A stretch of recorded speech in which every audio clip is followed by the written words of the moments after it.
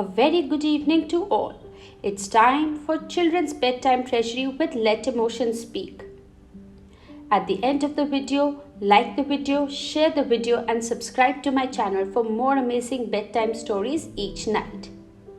Today's story is about the mean king and the crafty lad. There was once a king who was as mean as he was rich. He lived in a great palace where he spent his days counting his bags of gold coins. Meanwhile, his subjects lived in great poverty. Sometimes the king would summon his page to bear the royal carriage. Then the king would set forth in his great golden coach to survey his kingdom. Now, not only was the king extremely rich, but he was very vain. As he passed his subjects working in the field, he liked them to bow to him and pay him compliments. "How handsome you look today, your majesty," they would call.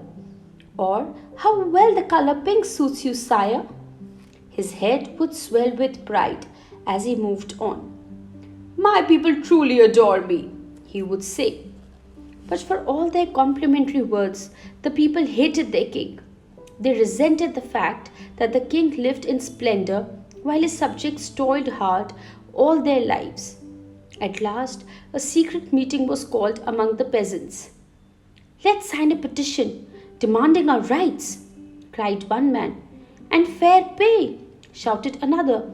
They all cheered and clapped their hands. "Who's going to write down our demands?" called an old woman.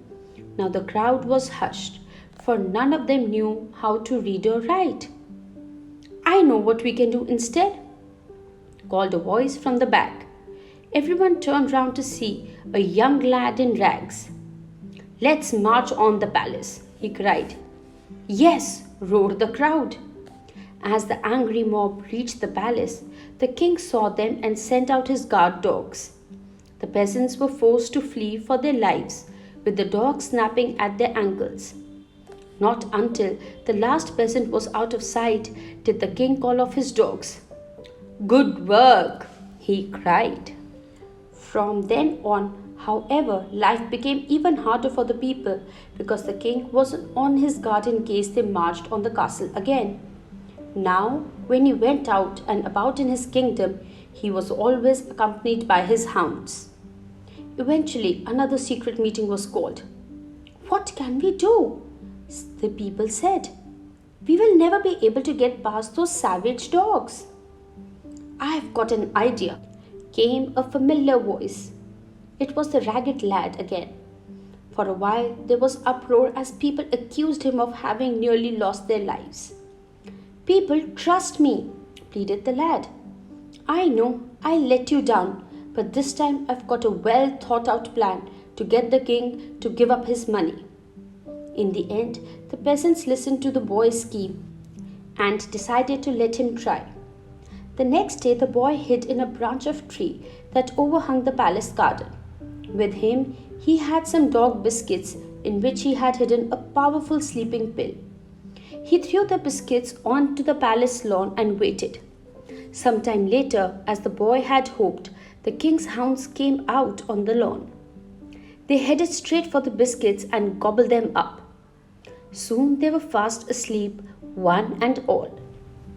Quickly, the lad slid out of the tree, and donning a large black cape, he ran round to the front of the palace and rapped on the door. A sentry opened the door. "Good day," said the lad. "I am Victor, the world-famous vet. Do you have any animals requiring medical attention?" "No," replied the sentry, slamming the door in the lad's face. Just then, voices could be heard from within the palace. After a few moments, the sentry opened the door again and said, "As a matter of fact, we do have a bit of problem. Step inside." The sentry led the lad out to the lawn, where the king was weeping over the dogs' bodies. "Oh, please help," he cried. "I need my dogs. Without them, I may be besieged by my own people." The lad pretended to examine the dogs. He said to the king, "I have only seen one case like this before. The only cure is to feed the animals liquid gold." Liquid gold? Exclaimed the king. Where shall I find liquid gold? Fear not, said the lad. I have a friend, a witch, who lives in the mountains. She can turn gold coins into liquid gold. You must let me take the dogs and a bag of gold to her, and she will cure them. Well, the king was so beside himself with fear that he readily agreed. The sleeping dogs were loaded onto a horse-drawn cart, and the king gave the lad a bag of gold, saying, Hurry back, my dogs are most precious. Off went the lad, back to his home. His mother and father helped him unload the dogs, who by now were beginning to wake up. They took great care of the dogs, who were glad to be looked after kindly for once. The next day, the lad put on the cloak again and returned to the palace.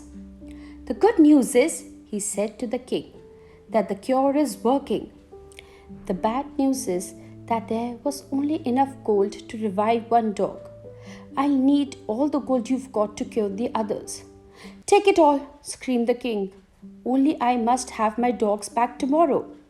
He opened the safe and threw his entire stock of gold onto another cart, which the young lad dragged away. That night, the lad gave each of the king's subjects a bag of gold.